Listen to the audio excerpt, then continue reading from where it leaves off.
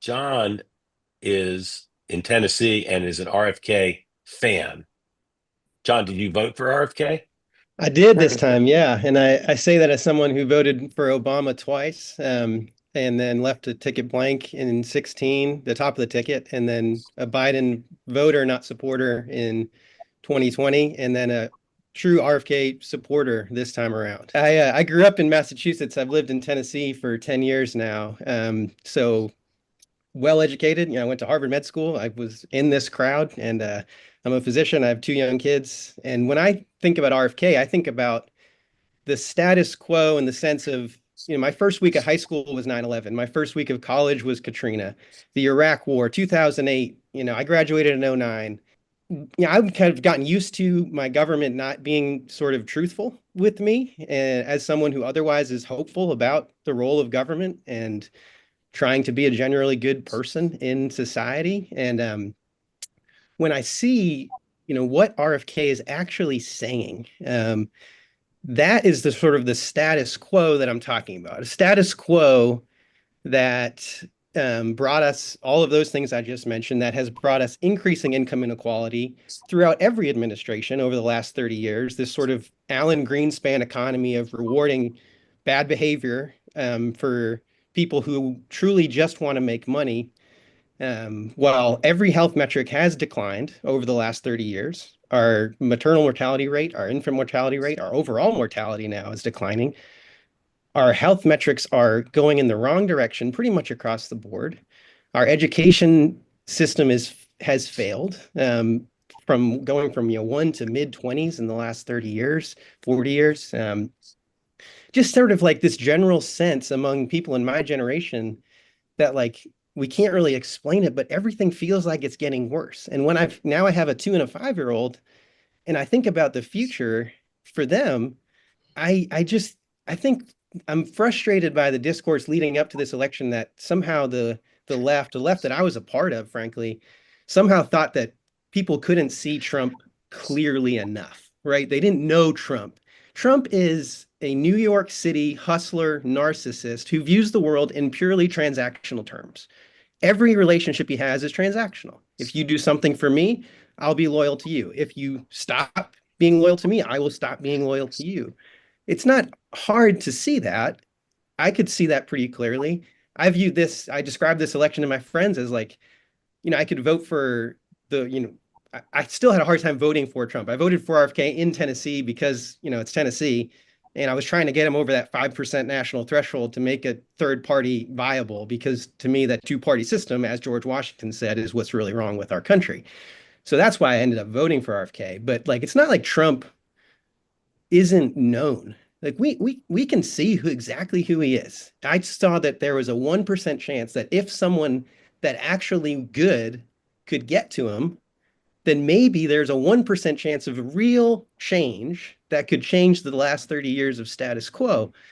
And I saw no chance, a 0% chance of a Harris administration changing that sort of broader status quo, not a 4-year cycle of a new president, but the broader 30, 40-year status quo that is failing objectively.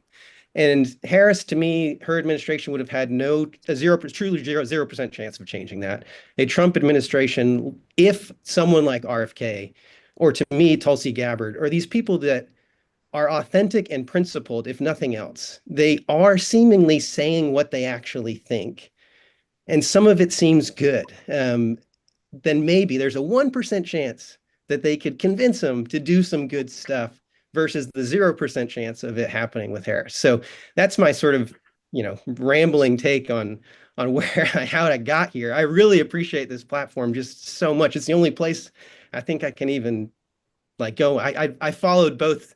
I used to watch, check every day Fox News homepage and CNN homepage until it drove me crazy. And then I would follow Trump War Room and Kamala's wins on Twitter until that drove me crazy, because it was just like people speaking to two different countries, and that doesn't get us anywhere. So this is just such a light in that darkness. And so my question, I think, to Dan, if Sean was here, I would ask him the same thing. But is I think there's like a gamble almost of Trump and Elon, and now you see the tech people, the Mark Andreessens and the Peter Thiels and a lot of the tech, the Chamaths, the smart money tech people sort of switch their allegiance a little bit this cycle. Um, is there something we're missing about just saying, well, this was just an anti-media bias versus a true anti like smug elite bias because COVID got things so wrong. And I say that as a physician who was pushing pro everything, vaccine, masking, and it's just a lot of it ended up not being right. I think there were really well-intended people, but the data on the vaccine for young men, masking, lockdowns, like we got stuff wrong, and there was no admission from the main core of the Democratic Party that anything was done wrong. And I think that drove a lot of people crazy. And it's just like, just admit it. And so are we missing that this is more than just anti-media bias for the Rogan types, Rogan who was a Bernie Sanders supporter.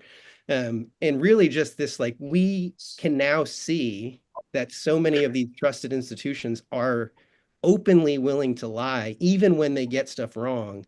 And something has to change. Like, Yeah. or something missing in the course, I guess. John, I'm going to let Dan and then Kristen address what you said. I know I'm speaking for more than just myself when I say I just learned more about why Kamala Harris didn't win the election listening to you talk than reading the New York Times for a month. So thank you for that. Kristen, I'd love for you to comment on John's question and maybe, or what he said, and then maybe ask him a question if you'd like. Yeah, well, I agree. I think that was really well put, and the personification kind of the anti-Harris vote. I agree. I don't think this is just the media bias. It's a rise up against the machine type of electorate, is what we saw, and it goes across the board. It's not. Media was a huge part of it. I think every time one of the networks would get outraged about something Trump said or did, um, it helped Trump because it just got normal, Americans more and more upset every single day. But then take that and put it to, the government institutions and the DC swamp, and then put it to large corporations. I mean, that populist anger is something that had been happening for so long where, you know, middle class, lower middle class kept looking at the, owners and boards of their companies getting richer and richer and richer, and they were getting left behind over and over again. And Trump had the ability, starting in 2016, of, meeting people to that, at that anger where they are, whereas Democrats really have stopped doing that. They expected voters to come with them, and Trump went to the voter, to that anger, to that frustration. Now, one thing I'd add to what you'd say is, I agree 100%. We were angry, we being the, electorate as a whole, against that larger, media and government and corporate elite. Now, the risk for us and for Trump really in the next 2 years is if we fail. I mean, what the way you just described why you voted for Trump and RFK was so euphoric that I don't know if a human can reach those expectations you have. Right? The Well, hope that you have. I did say I have a 1% chance of hope. Sure, Yeah. yay. To me, No, 1% is infinitely more than right. zero, but I wouldn't say I'm euphoric. Well, you could hear the hope in your voice, which is a good thing. And It's the only frankly, I time I mean, felt hope.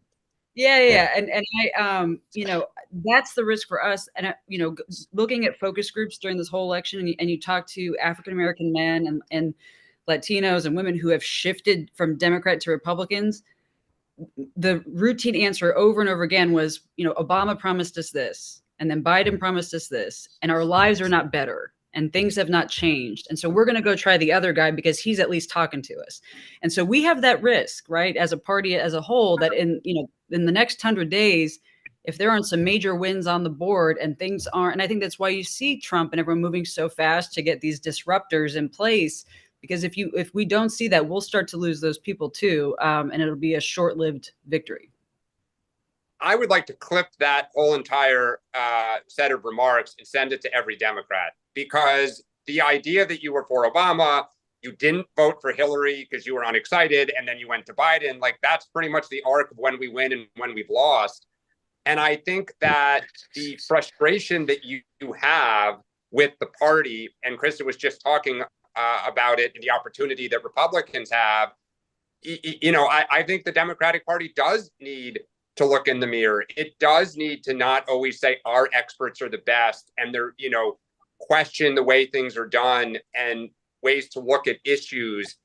And I hope that it does. I hope that it comes out of this defeat with a better set of policies that speak to people, that give people optimism, and we put points on the board. And that's why I've said with some of these cabinet secretaries, I mean, I said earlier on the show, I'd be very careful. Like, I'd tread lightly around RFK if I were Democrats. And I think focusing on people who are unserious, who aren't proposing policies that help you, and I'm looking at you, Matt Gaetz, so far, like, that is where I would train my fire. But I think your remarks were so well said. And just thank you. It's why I love this platform and learn so much every day.